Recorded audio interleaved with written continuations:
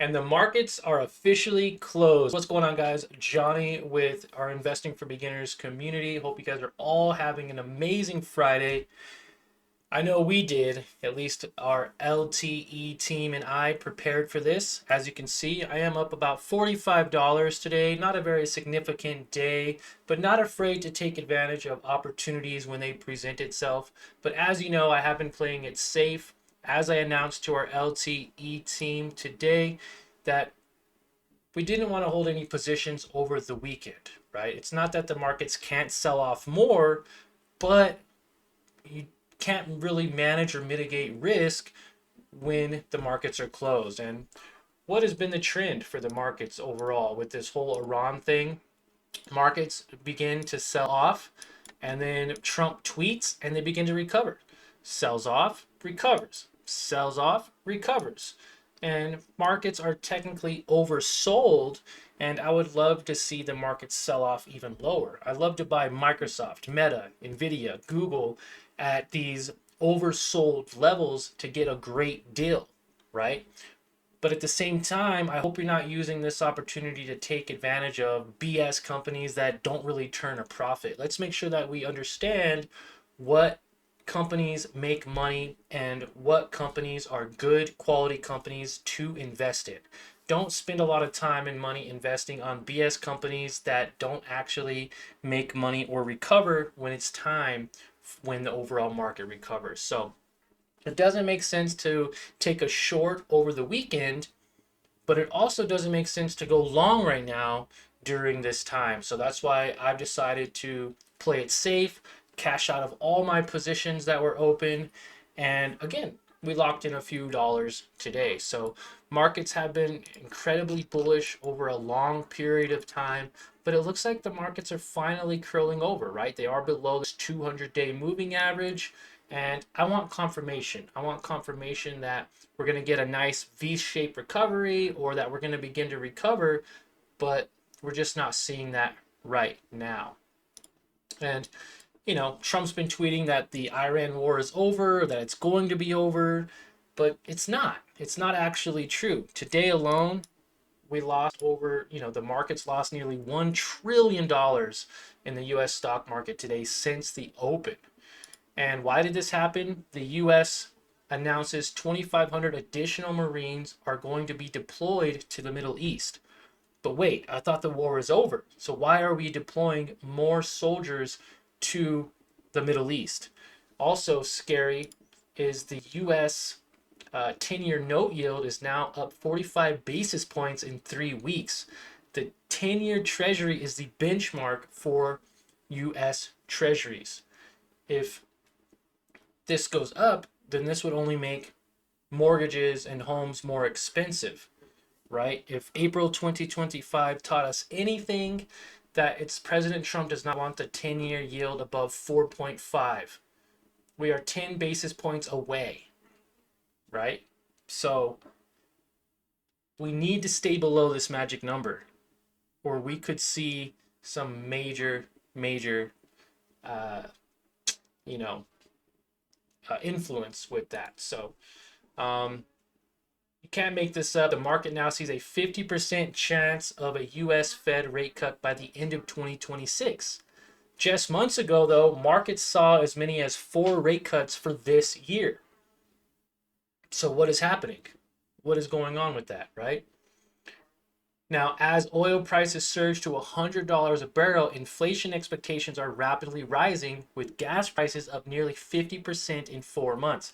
Now, I'm sure you guys can see that at the gas pumps, that gas prices are going up. It's making it very expensive for you and I and businesses and airlines to, you know, use their money more wisely. In fact, the 10-year note yield is now up nearly 40 plus basis points since the Iran war began, bringing mortgage rates to a fresh 2026 high. All while the European Central Bank is now expected to hike interest rates twice this year. So that's pretty interesting, right? I mean, not looking good. Now we're seeing a change in sentiment.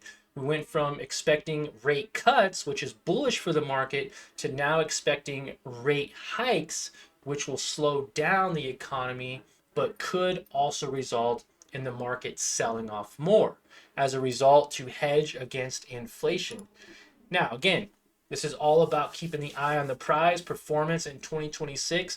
Good companies, Nvidia, Alphabet, Apple, Microsoft, Amazon, Meta, Tesla. Don't really care for Tesla right now, as I do believe it's still overvalued, but based on current evaluations, that's just my opinion. But these are part of the Mag 7, and they're down a pretty significant amount, especially Microsoft. It's under $400. So I would love to buy into some of these companies because they actually produce an income. They actually make sense to invest in these on these markets are selling off. This is my favorite time to invest in my long-term portfolio on some of these companies now when they're at a low discount, right? And I wouldn't mind. I'm not going to over leverage myself. I'm not going to put all my money into these baskets, because if they do sell off more, then I could buy more as it goes lower and lower. And it doesn't mean it has to, but if you guys would like me to do a full breakdown on these videos, then I can. Just let me know, smash the thumbs up on this video, and I can make a full breakdown of these stocks to better educate and help anybody out there who wants to learn more about these types of companies. So drop a thumbs up, subscribe to the channel. And also, it's unfortunate that during uncertain times, Trump resorts to insults. Look at this. Pay attention to this. You can see how when it rains, it pours. Trump is just trying to say anything he can to try to, push the markets up higher. But this is crazy, guys. Trump basically saying we got this all figured out. Markets will go back to being irrational. He's saying that without the U.S., NATO is a paper tiger. Without the USA, NATO is a paper tiger. They didn't want to join the fight to stop a nuclear-powered Iran. Now that fight is military won with very little danger for them. They complain about high oil prices, but yet they are forced to pay, but don't want to help open the Strait of Hormuz. A simple military maneuver that is the single reason for the high oil prices. So easy for them to do with so little risk. He says they're cowards and we will remember President Donald J. Trump. It's crazy that he could just get away with saying crazy stuff like this, right? So I want you guys to be aware what opportunities are presenting themselves intraday. It made sense to short this today, and we did. But it also makes sense to stay cash when there are times of uncertainty. When you're in doubt, cash out or stay cash when you don't feel comfortable shorting. But on the larger time frame, markets are oversold. We are seeing that the markets could potentially do a nice V-shaped recovery eventually if things start to look better and when things start to make more sense to buy these, reversals when it makes sense. Now, we could see this beginning to still sell off more, and we can see this begin to recover. But in my opinion, I'm playing it safe, and I don't want to put my account at risk of losing more money if I carry that position overnight. That's why I am staying cash, and on a larger time frame, it doesn't make sense to short it. But at the same time, with everything going on, it wouldn't make sense to go long on this either. So I'm more of a day trader, not necessarily a swing trader. Now, if you want to do it, that's great. Go for it. I'm not telling you what to do, but I'm just making you aware of what's going on in the markets today. And if you do, maybe you go with a lighter position size, playing it safe. But I wanted to talk about the bull case, the bear case, and overall the opportunities that can be taken when looking at some of these other companies like Apple, Amazon, Microsoft, stuff like that. Because markets do tend to recover and they do tend to be bullish over time. But, just wanted you guys to be aware of that. So also, I want to let you know that there's this one team that I use, one team that we trade with, every day, and that's our Learn to Earn team. If you ever want to be a part of that team and you want to watch me trade live in the mornings at market open as soon as Monday, all you have to do is click the first link in the description below and you can join. 100% free, lifetime access for right now, but that could be changing very soon. You may have to pay a fee in the future if you wait too long, okay? But ask yourself, by having access to our live morning day trading sessions, is this something that you value? Is it something that you can see yourself using to better your own trading journey and to create more income and profits for yourself over time?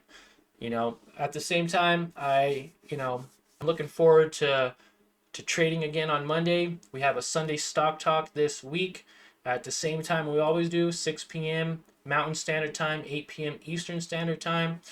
We are going to be traveling and going on a spring break trip, so I'll be doing a lot of day trading within a hotel room next week. But nonetheless, I want you guys to be aware of what's going on. I appreciate you guys' time. Have a great Friday. Have a great weekend. And we'll see you all Monday morning, bright and early, for another live day trading session. Have a great day, team.